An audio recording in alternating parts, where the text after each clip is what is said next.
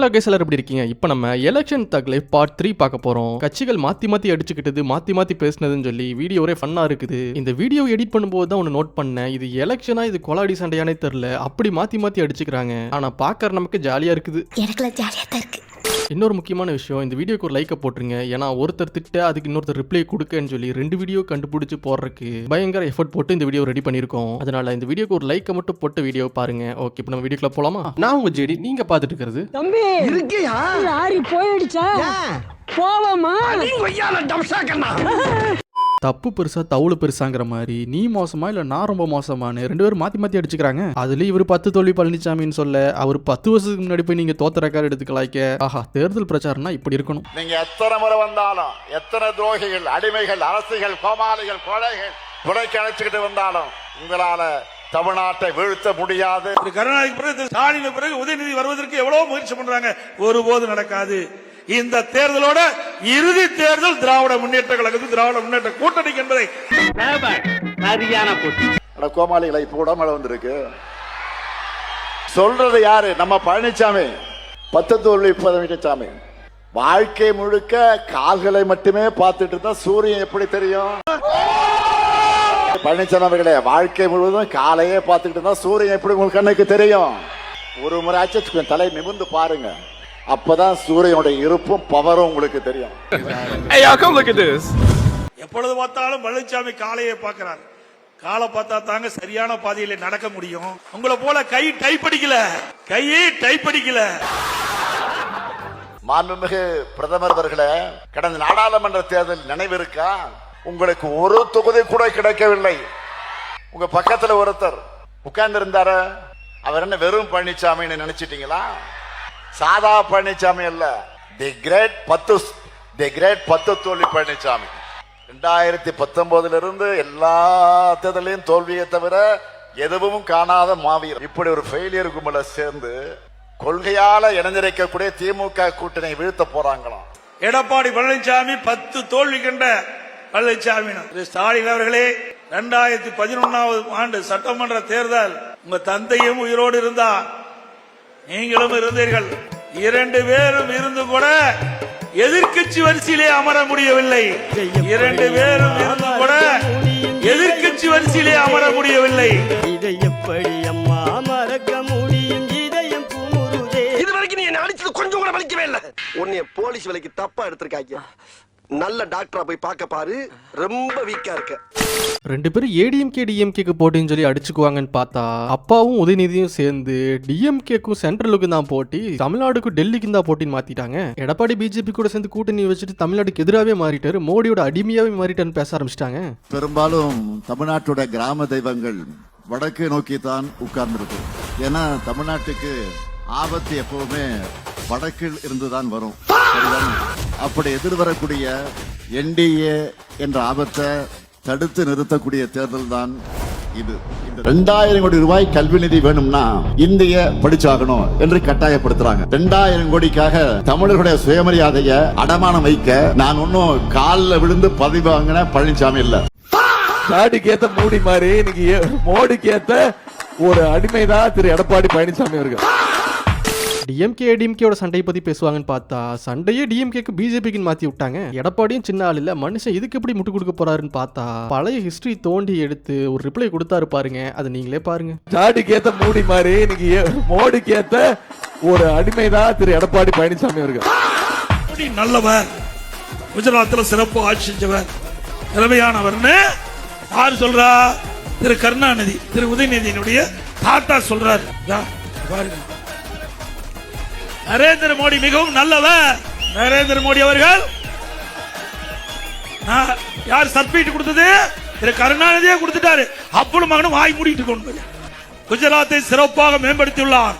நரேந்திர மோடி மிகவும் நல்லவர். கருணாநிதி பரவருக்கு பேட்டி. அப்பளும் மகனும் வாய் மூடிட்டு கொண்டு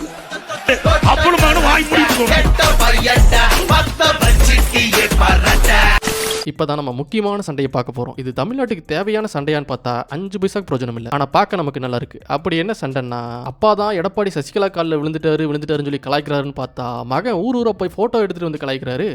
மீண்டும் அந்த அம்மா காலை வாரி விட்டு என்ன தெரியுமா கேட்டாரு? நீயா என்ன முதலமைச்சர் ஆக்குறேன்னு கேட்டாருமா. கீழே ஒருத்தர் படுத்திருக்காருமா, நீ கார்பெட் நினைச்சுக்காதீங்க. இப்படிதான் அவர் முதலமைச்சரானாரு. இதுக்கு மேல நீங்களாச்சு அவராச்சு. இதுக்கு ரிப்ளைவா கொஞ்சம் வருஷத்துக்கு முன்னாடி உதயநிதி அவர்கள் ஒரு முக்கியமான ஆளுக்காக பால்ட் ஆயில் குடிச்சிட்டு ஹாஸ்பிட்டல்ல சீரியஸா இருந்தாருன்னு சொல்லி நம்மளால கன்ஃபார்ம் செய்யப்படாத மாதிரி ஒரு நியூஸ் பரவிட்டு இருந்தது. அதை எடுத்து கலாய்க்க ஆரம்பிச்சிட்டார் எடப்பாடி. பாவம் வேண்டாம், ஏற்கனவே பால்ட் ஆயில் கொடுத்து அவரு கஷ்டப்பட்டு இருக்காரு. அந்த பால்ட் ஆயில் குடிக்கிறவங்க எல்லாம் பஞ்சு டைலாக் பேசுறாங்க. என்ன பண்றது, தலைவிதி. இப்ப சமீபத்துல என்ன தெரியுமா சொல்றாரு, டாயில் குடிச்சிட்டு போறான்னு பேசிட்டே இருக்காரு. இனிமே அவர் எடப்பாடி பழனிசாமி இல்ல, பால்டாயில் பழனிசாமி. நம்ம கட்சி நிர்வாகிகள் சொன்னதுதான் நான் சொன்னேன். பால்டாயில் குடித்தவங்க எல்லாம் பஞ்சு டைலாக் பேசுன்னு சொன்னேன். பால்டாயில் குடித்தவங்க எல்லாம் இவருக்கு ஏங்க கோவம் வருது? யாரையாவது பெயர் சொல்லி சொன்னா எங்கேயுமே பெயரை குறிப்பிட்டு சொல்லல. அப்போ இவருக்கு ஏன் கோவம் வருது? எங்க அப்பா குதிரைக்குள்ள என்ன அவரே சொல்லிட்டார். அப்ப நீ குத்துமதி பார்த்தா கேட்டியா? நானாட்டா ஓடிட்டடா.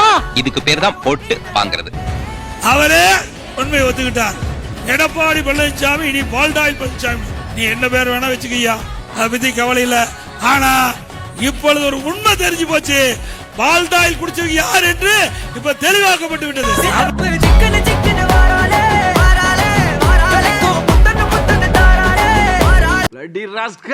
பால்டாயிலா குடிக்கிற பால்டாயில இது இன்னும் முடியல. திரும்பவும் உதயநிதி போட்டோவை ஒவ்வொரு ஊரா போய் காமிக்க இதுல கடுப்பான எடப்பாடி இந்த ஜெனரேஷனுக்கு ஏத்த மாதிரி இறங்கி கலாய்க்க ஆரம்பிச்சிட்டாரு. அப்படி என்ன பண்ணாருன்னா, இன்ஸ்டாகிராம்ல உதயநிதி ஒரு ஆக்ட்ரஸோட போட்டோவை ரீபோஸ்ட் பண்ணது எடுத்து கலாய்க்க ஆரம்பிச்சிட்டாரு. அப்பாவும் பையனும் காலுன்னு பேச மனுஷன் காலை வச்சே முடிச்சு விட்டாரு. டாலருக்கு நிகரான இந்திய ரூபாயினுடைய மதிப்பு வரலாற்றில் அவருக்கு சரிஞ்சு டேபிளுக்கு அடியில தவழ்ந்து பழனிசாமி மாதிரி மொத்தமா படுத்திருக்கு. இப்போ எப்படி படுத்திருக்காரு பாத்தீங்களா, அவ்வளவு அழகா அந்த மாதிரி. இதை தாமா சொன்னேன். இதுதாமா இப்போ உலக புகழ்பெற்ற போட்டோ ஆயிடுச்சு. கீழே ஒருத்தர் படுத்திருக்காருமா, நீ கார்பெட் நினைச்சுக்காதீங்க. இப்படிதான் அவர் முதலமைச்சரானாரு. உதயநிதி அவர்களே இன்னைக்கு இந்த நாட்டுடைய துணை முதலமைச்சர். ஆனா 2 மணிக்கு அவர் என்ன பண்றாரு, ஒரு இன்ஸ்டாகிராம்ல ரீபோஸ்ட் பண்றாரு. யாருடைய காலை தேடி நீங்க இன்ஸ்டாகிராம்ல ரீபோஸ்ட் போடுறீங்க?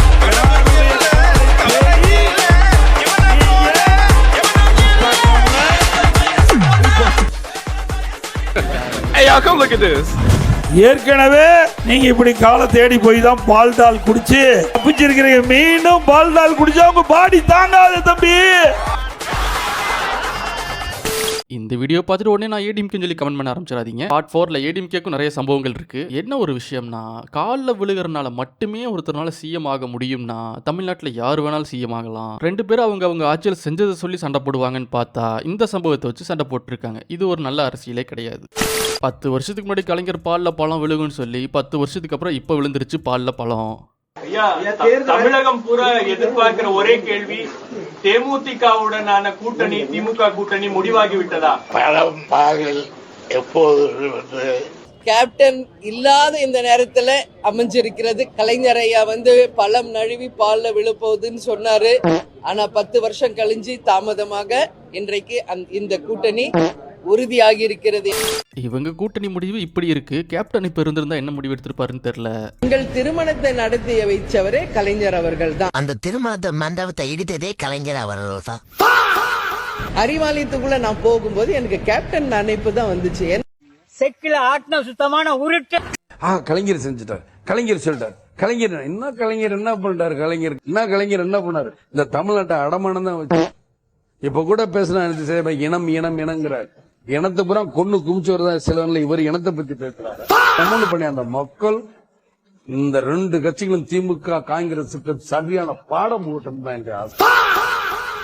ஆனா எனக்கு என்ன ஒரு சந்தேகம்னா, பிரேமலதா அவர்கள் பண்றதெல்லாம் பார்த்தா எடப்பாடி ஏதோ ஸ்பையா அனுப்புன மாதிரியும் மிஷினை கம்ப்ளீட் பண்ணிருக்க மாதிரியும் தோணுது. என்னைக்கு ஒரு பெண் தனியாக நடுராத்திரியிலும் போறாளோ அன்னைக்குதான் ஒரு உண்மையான சுதந்திரம்னு சொன்னவர் நமது தந்தை காந்தியடிகள்.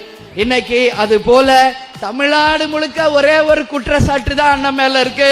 அதுவும் இந்த பெண்கள் கூட்டத்துல நான் சொல்றேன், எங்க பார்த்தாலும் பாலியல் வன்கொடுமை, போதை கலாச்சாரம் இருக்கு. இதை தவிர வேற என்ன சொல்ல முடியும்? வேற ஒன்னும் சொல்ல முடியாது இந்த ஆட்சியின் மேல. எங்க பார்த்தாலும் பாலியல் வன்கொடுமை, போதை கலாச்சாரம் இருக்கு. இதை தவிர வேற என்ன சொல்ல முடியும்? என்ன பத்தி இந்த ஆள்கிட்ட எடுத்து சொல்லு. என்னத்த சொல்றது? எதையாச்சும் சொல்லியா? எங்க பார்த்தாலும் பாலியல் வன்கொடுமை, போதை கலாச்சாரம் இருக்கு. என்ன சொல்ல சொன்னா என்ன சொல்லிட்டு இருக்க?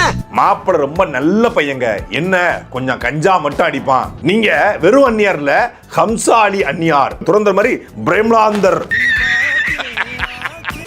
ஓகே மக்களே, இந்த வீடியோ பிடிச்சிருந்தா ஒரு லைக்கை மட்டும் போட்டுருங்க. 2 வீடியோ கண்டுபிடிச்சு வீடியோ போடுறதுக்கு ரொம்ப எஃபர்ட் போட்டிருக்கோம். பார்ட் 4 ரெடி ஆயிருச்சு. அரசியல் கட்சிகள் மாத்தி பேசிக்கிட்டதையும் மாத்தி செஞ்சுக்கிட்டதையும் பார்ட் 4ல பார்க்க போறோம். ஓகே மக்களே, அடுத்த வீடியோல பார்க்கலாம். வரட்டா. உன்னை கண்டு வியந்தாரா, காதல் சொல்லி நயந்தாரா.